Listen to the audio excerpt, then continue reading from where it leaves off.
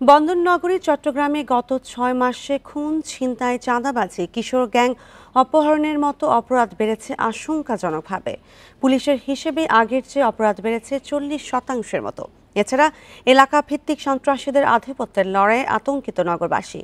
পুলিশি তৎপরতা কমায় অপরাধ বাড়ছে বলে মনে করছেন সংশ্লিষ্টরা।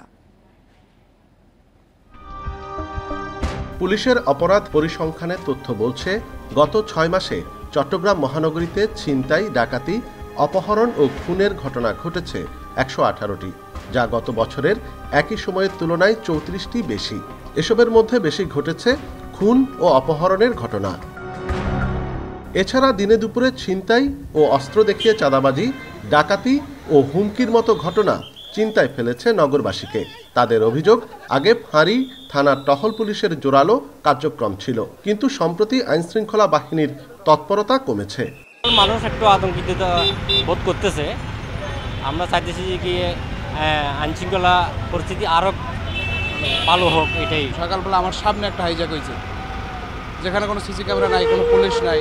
বিশেষজ্ঞরা বলছেন, ৫ আগস্টের পর পুলিশের কর্মতৎপরতা এখনো পুরোদমে দেখা যাচ্ছে না। তাই আইনশৃঙ্খলা পরিস্থিতি সহজে নিয়ন্ত্রণে আসছে না, যার সুযোগ নিচ্ছে অপরাধীরা। পুলিশ ধরতে পারতেছে না আসামিদেরকে, এটা তো আমাদের বিশ্বাস হয় না।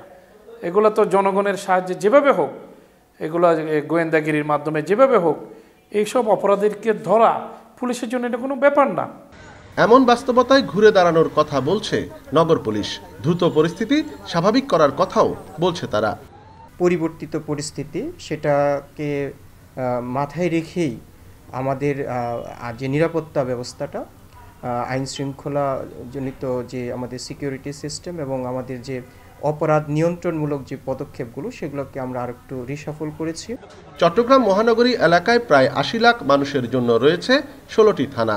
এই বিশাল এলাকার জন্য পুলিশ সদস্য রয়েছে প্রায় ৭,০০০।